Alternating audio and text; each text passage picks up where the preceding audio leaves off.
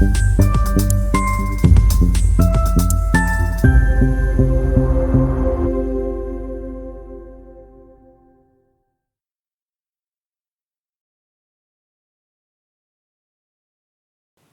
buenas, ¿cómo estamos?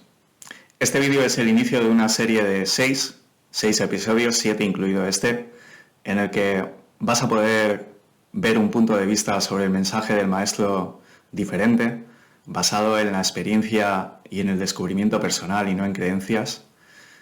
En el único que necesitarás creer es en él lo suficiente para poner en práctica su palabra, como él mismo dijo, que era lo importante, y según el cual no necesitas asistir a terceros, no necesitas cumplir con liturgias, ni con lo que otros te digan, ni asistir a templos,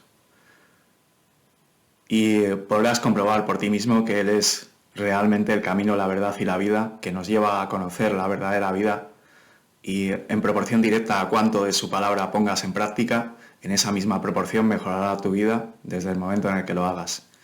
Hasta tal punto que si llegas a ponerla en práctica completamente, si es tu momento de hacerlo, te llevará al cielo en esta vida, o como él lo llamó, al reino de Dios que está entre nosotros. Así que sin más, te dejo ya con ello, comenzamos.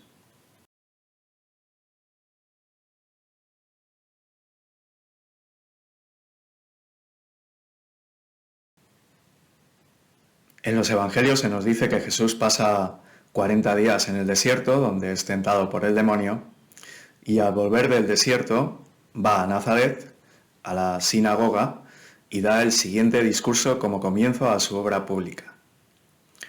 El Espíritu del Señor está sobre mí porque Él me ha consagrado. Me envió a traer la buena nueva a los pobres, a proclamar la liberación a los cautivos y la vista a los ciegos, a dar la libertad a los oprimidos y proclamar un año de gracia del Señor. Enrollando el volumen lo devolvió al ministro y se sentó. En la sinagoga todos los ojos estaban fijos en él. Comenzó pues a decirles: esta escritura que acabáis de oír se ha cumplido hoy. Bien, como decía, es el inicio de su misión. Como veis, dice claramente que ha venido a traer la buena nueva a los pobres. Buena nueva significa evangelio o buena noticia.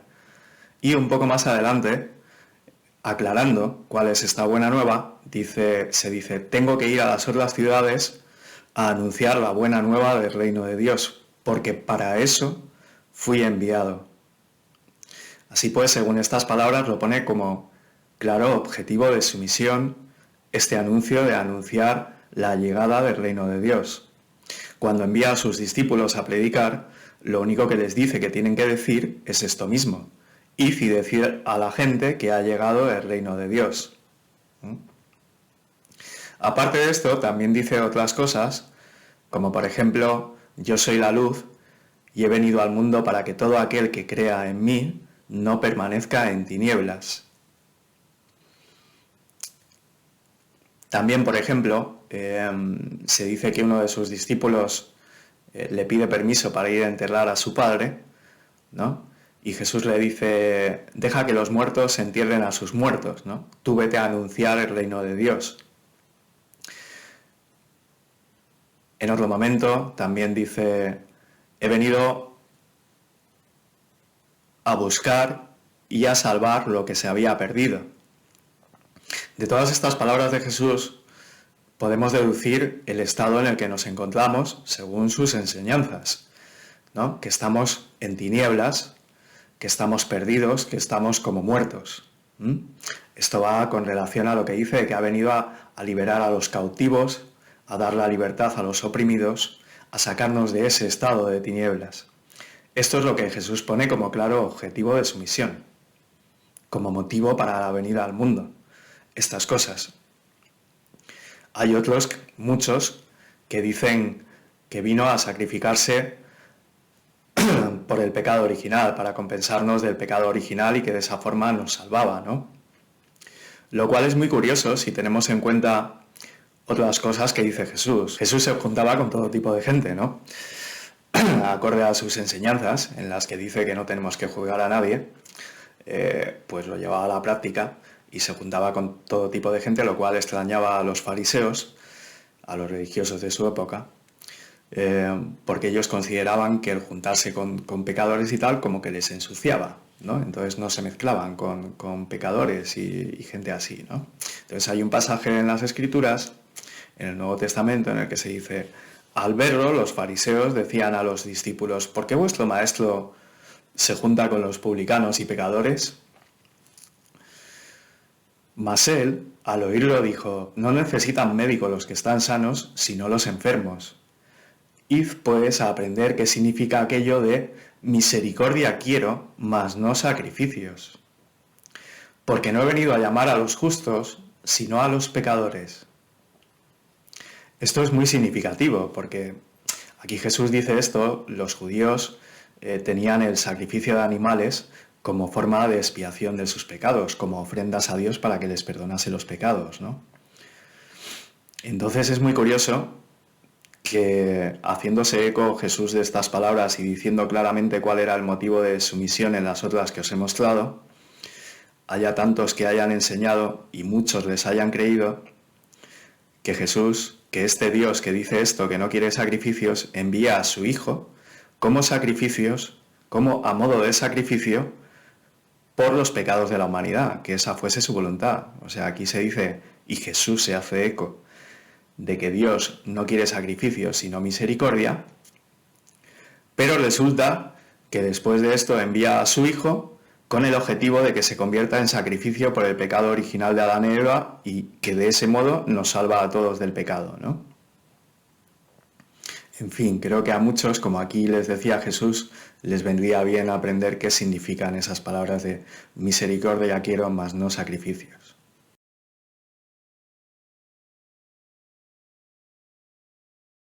También al comienzo de su obra pública, en el Evangelio de Mateo, encontramos el Sermón de la Montaña.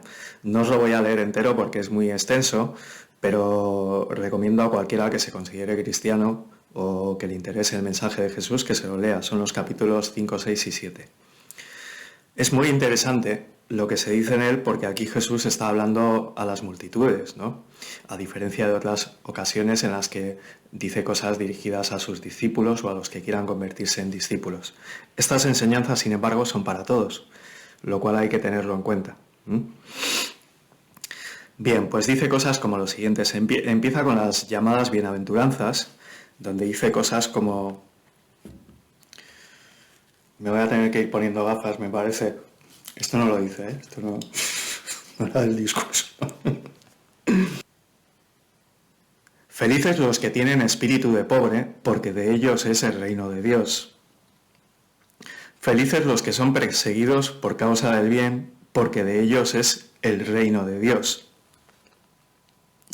Bien, os quiero resaltar estos dos puntos dentro de las bienaventuranzas, porque como veis, está diciendo que el reino de Dios es de los pobres de espíritu y de los que son perseguidos por causa del bien. Y esto se lo estaba diciendo a las multitudes, por causa del bien. No porque sean cristianos o porque pregonen su palabra o por el Evangelio, cualquiera que sea perseguido por causa del bien. Pues está diciendo que de estos ya es el reino de Dios, sin necesidad de que hagan nada, sin necesidad de que practiquen absolutamente nada, ni de que les sigan, ni de que hagan ningún culto, ni de que se bauticen, ni absolutamente nada. Les dice que ya es suyo el reino de Dios.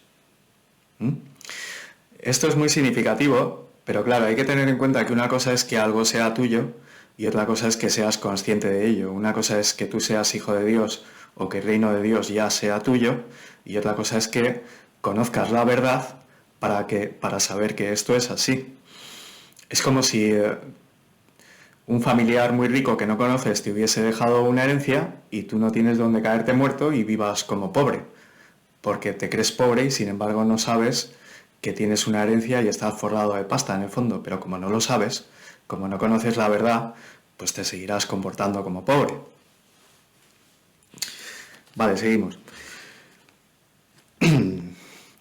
Otras cosas interesantes que también nos dice por aquí. A continuación, diferencia entre los mandamientos de la ley antigua, los de Moisés, los que nos enseñan como suyos.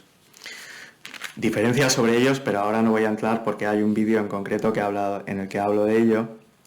Entonces os voy a resaltar otras cosas,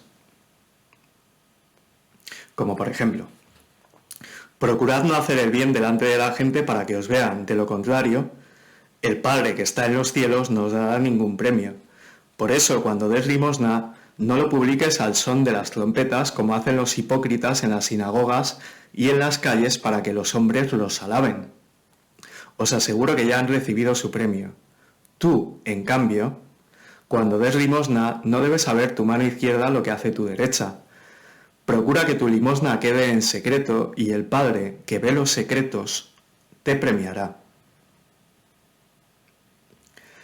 Cuando ayunéis, no pongáis cara triste, como hacen los hipócritas, que se desfiguran la cara para mostrar a todos que ayunan. Os aseguro que ya han recibido su recompensa. Tú, en cambio, cuando ayunes, perfúmate el cabello y no dejes de lavarte la cara, porque no son los hombres quienes deben darse cuenta de que tú ayunas, sino tu Padre, que está en lo íntimo, y tu Padre, que ve en lo íntimo, te premiará. Bien, como veis, hablando a las multitudes, a todo el mundo, no a los que forman un determinado pueblo, una determinada religión, a los que practican un culto, a todo el mundo les está diciendo que Dios es su Padre. Y no solo eso, sino algo muy revolucionario para su tiempo, que era ubicar a Dios en nuestro interior, en lo íntimo. Esto era una de las revoluciones radicales del mensaje de Jesús. Porque para los judíos Dios era Padre de su pueblo, pero de una forma ambigua en general, ¿no? Como el Padre, pero no Padre del individuo a modo personal, ni mucho menos que morase en nuestro interior, ¿no? Con relación a esto de que mora en lo íntimo, otras veces se dice el reino de Dios, porque el Padre forma parte de él, de lo que consiste el reino de Dios, dice, está dentro de vosotros en algún momento, ¿no? El reino de Dios está dentro de vosotros. Y también en Juan, por ejemplo, cuando dice, si alguien me ama, guardará mis palabras, y mi Padre lo amará, y vendremos a él para hacer nuestra morada en él, ¿no? Así claramente, y en lo que os voy a leer a continuación, Jesús habla de ese carácter como Padre individual, como Padre personal de cada individuo, y no solo eso, sino que lo sitúa en nuestro interior, o que puede estar en nuestro interior, al menos cuando nos dirigimos a Él, cuando guardamos las palabras de Jesús, cuando rezamos, como os voy a leer a continuación, y repito que esto se lo está diciendo a las multitudes, sin necesidad de ningún tipo de práctica, ni de culto, ni de... Bien, pues también dice, cuando recéis, no hagáis como los hipócritas, que gustan de orar de pie en las sinagogas y en las esquinas de las plazas para que los hombres los vean. Ya han recibido su premio, podéis estar seguros. Tú, en cambio, cuando reces, entra en tu habitación, cierra la puerta y reza a tu Padre, que comparte tus secretos. Y tu Padre, que ve los secretos, te premiará. Al orar, no multipliquéis las palabras como hacen los paganos, que piensan que por mucho hablar serán atendidos. Vosotros no recéis de ese modo, porque vuestro Padre sabe lo que necesitáis antes de que se lo pidáis. Esta es la única enseñanza que da Jesús sobre la forma adecuada de rezar. No da otra. Y como veis, continuamente, cuando habla de la relación con el Padre, de cómo rezar, de ayunar, nos dice que está en lo íntimo y en la relación que debe de ser algo íntimo. No de cara al público, no de cara a la galería, ¿vale? Fijaos cómo diferencia. No es solo que diga que esta es la forma de rezar, sino que la diferencia de la forma de rezar que tenían los judíos. Aunque se dice paganos, los judíos, o por ejemplo, si queréis, a ver en qué se diferencia de la forma de rezar actual, ¿no? Cuando dice que les gusta de orar de pie en las sinagogas son los templos judíos, al igual que las iglesias son los templos cristianos. Aunque claro, ya no se ora solo de pie, también se ora de rodillas. Como veis, dice que hay que rezar en soledad, en intimidad, ¿vale? Rezar al Padre en intimidad, porque está en la intimidad. ¿Y cómo lo diferencia de estas prácticas de rezar en público, de pie? Multiplicando las palabras. Dice, al orar no multipliquéis las palabras, como hacen los paganos, que piensan que por mucho hablar serán atendidos. No se multiplican las palabras cuando se va a la iglesia. No se repite continuamente siempre lo mismo. No se dicen las mismas palabras. Entrad por la puerta estrecha, porque la puerta ancha y el camino amplio conducen a la perdición, y muchos entran por ellos. El camino y la puerta que conducen a la salvación son estrechos, y son pocos los que dan con ellos. Se estima que en la actualidad hay 2.600 millones de cristianos, la mitad de ellos católicos y el resto de las diferentes ramas cristianas. ¿Esos son muchos o pocos? Cualquiera que se considere cristiano o que de verdad quiera poner en práctica las enseñanzas de Jesús y le interese su mensaje, debería cuestionarse todas estas palabras. Además, es muy curioso porque si tenemos en cuenta que Jesús vio el futuro claramente, como se muestra por el caso de Judas, con la traición de Judas, es muy posible que viese futuro más adelante, no solo en su vida terrenal, ¿no? Es muy posible que viese lo que se iba a hacer con su mensaje. Y así el significado de estas palabras cobra mucho sentido. En fin, como podéis ver, esto es parte de la buena noticia, el poner al Padre como Padre individual de cada persona y que puede morar en nuestro interior cuando nos dirigimos a Él, cuando guardamos las palabras de Jesús. Por otras enseñanzas que no he leído ahora, como por ejemplo la misericordia del Padre, el perdón, se puede ver que perdona de forma incondicional, lo cual también es una gran noticia. El perdón incondicional del Padre, única condición según las enseñanzas de Jesús para que nos perdone, es que nosotros perdonemos a los demás, como si existiese una ley en la que no podemos recibir lo que nosotros no damos. Entonces es la única condición, pero se entiende que es una condición porque cuando no lo damos nos limita a recibir el del Padre, no porque Él no nos perdone, ¿no? Porque si tú lo das y recibes su perdón, se entiende que Él te perdona de todas formas, ¿no? Solo que no lo puedes recibir si tú no perdonas a tu prójimo, a tu hermano, ¿no? Es la única condición. En los evangelios, una vez más, sin ningún tipo de ritual, sin que tengas que ir a otros para que te perdonen y te absolvan y rezar cosas que Jesús no enseñó, para recibir ese perdón. Bien, pues doy por concluida esta parte de enseñanzas para todos. Aunque hay más, como digo, en el sermón se dicen otras cosas, pero no voy a leerlas ahora para no extenderme. Y vamos a otro tipo de enseñanzas que sí que son ya para sus discípulos o para los que quieran convertirse en sus discípulos.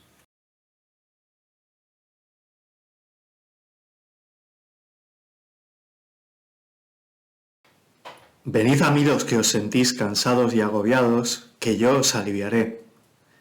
Cargad con mi yugo y aprended de mí, que soy paciente de corazón y humilde, y vuestras almas encontrarán alivio. Pues mi yugo es llevadero y mi carga liviana. Como puedes ver en este llamado, no llama a todos en esta ocasión, sino a los cansados y agobiados. Llama a los cansados y agobiados primero porque son los que más le necesitan. Igual que al principio dice, he venido a traer la buena nueva a los pobres, a liberar a los oprimidos, ¿no? A la liberación de los cautivos. Y por otro lado, porque sabe que el que no está así es muy difícil que responda a su llamado. No es imposible, pero es muy difícil, ¿no? Ahí tenemos la parábola el episodio en los evangelios del joven rico, ¿no? Que es lo que se podría considerar hoy en día un buen practicante religioso, ¿no? Practicaba los mandamientos, ¿no? Se acerca al maestro, le pregunta por la vida eterna. ¿Qué tengo que hacer para heredar la vida eterna, no? La vida eterna como él la entendía, la próxima, ¿no? Entonces el maestro le dice, no, sigue haciendo lo que ya hacías y con eso ya tendrás la vida eterna, ¿no? Pero el joven le dice, pero no es suficiente, ¿no? Con esto siento que no es bastante y tal, ¿no? Y el maestro le dice, vale, pues vende todo lo que tienes y luego vienes y me sigues, ¿no? Y con eso ya no puede cumplir el joven rico, ¿no? Por esto es muy difícil que alguien que esté bien en el mundo, que el mundo le ha sonreído o que acepta sus principios, que se conforma con él, que le gusta el juego de este mundo, siga unas enseñanzas como las que os voy a mencionar ahora, que son necesarias para seguirle, para responder a este llamado, que le hacen que renuncie a todo, ¿no? Que entregue su vida completamente, que entregue las riendas de su vida, que se olvide de sus propósitos personales, individuales, y entregue la vida a Dios o al Maestro para que le guíen y servir a los demás, servir a la causa, ¿no? Es muy difícil, como digo, que alguien a quien el mundo le ha tratado bien responda a este llamado. Se tiene que dar cierta sed y esa sed se da normalmente a los que han sido maltratados por este mundo, oprimidos por el mundo, a los que han sufrido de verdad en este mundo y no se conforman con él, ¿no? Por esto Jesús llama explícitamente a ellos, ¿no? Aunque tampoco, como veis, como podéis ver en el episodio del joven rico, no es que le niegue la entrada, ¿no? Sino que Jesús sabe que no le va a seguir. De ahí que le diga, vale, vale, no, no, si quieres seguirme, sí, sí, si quieres ser perfecto, que eso sí que forma parte de sus enseñanzas. Mira que cuando le dice, no, no, sigue practicando eso que le dice que siga practicando, son los mandamientos antiguos de Moisés, que no son sus enseñanzas, ¿no? Que es lo mismo que se sigue enseñando en la actualidad a los que dicen representarle, no son sus mandamientos. Pero en fin, no vamos a entrar en eso ahora. Le dice, sí, sí, sigue practicando eso, ¿no? Ah, ¿quieres seguirme? Pues véndelo todo y sígueme, porque sabía que este joven no iba a cumplir con ello, ¿no? En fin, con enseñanzas como por ejemplo, el que quiera seguirme, que se niegue a sí mismo, que cargue con su cruz y que me siga. O cuando dice, el que no renuncia a todo lo que tiene, a esposa, hijos, casas y campos, no puede ser discípulo mío. Cuando anuncia lo necesario para conocer la verdad, eso que está tan de moda ahora, conoce la verdad, que se usa tanto para cosas pequeñas, Jesús no se refería a esa verdad. Cuando habla del requisito para conocer la verdad a la que él se refería, ¿no? Decía, si guardáis siempre mis palabras, seréis de veras mis discípulos. Entonces conoceréis la verdad y la verdad os hará libres, ¿no? Fíjate que va una cosa con la otra, ¿no? El convertirte en su discípulo con el hecho de conocer la verdad a la que él se refería. O sea, el que no se convierte en su discípulo, el que no le sigue, no conoce esa verdad. No se puede escribir en un libro la verdad a la que se refiere Jesús. Un libro puede reflejar la verdad, pero no es a la que él se refiere como que hay que conocer. No creer, conocer. ¿Mm? Y en fin, no me voy a extender más de momento porque esta parte sobre las condiciones de las que Jesús habla, lo necesario para convertirse en su discípulo, es extensa. Hay uno de los episodios de esta serie trata de ello y no me quiero alargar más en esto, que como mencioné era un vídeo introductorio. Es el primero a modo de introducción de una serie que tiene 6 episodios en el que voy entrando en cada aspecto de los fundamentales, de los que considero y conozco como fundamentales dentro del camino, así que en este no me voy a extender más. Sin más, como podéis ver, tanto para vivir una vida religiosa, en las enseñanzas que os he mostrado, como para convertiros en discípulos, aquel que lo desee, para ninguna de las dos cosas hace falta ir a un tercero, recibir el visto bueno de nadie que te diga, sí, sí, pues te conviertes en sacerdote y tienes que hacer esto. No, es Jesús, es su presencia espiritual, que por cierto es otra de las partes fundamentales de su mensaje, es la herencia viva que nos dejó y otro de los motivos principales por los que vino a este mundo, ¿no?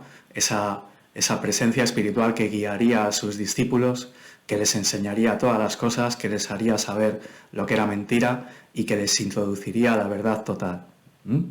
Pero de ella hablo en el episodio siguiente, en el 1 y en el 2, que los tenéis en abierto por ahí, así que tampoco me voy a enrollar más ahora.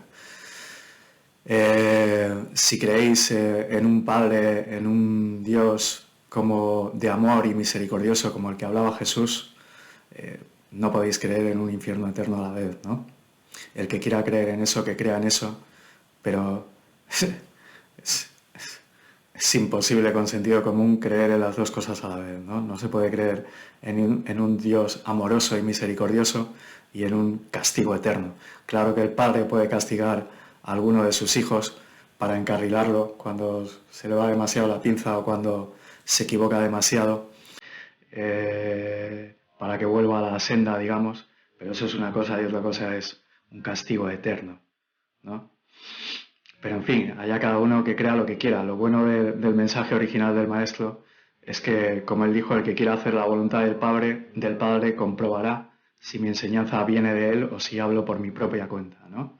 El camino del Maestro es experiencial.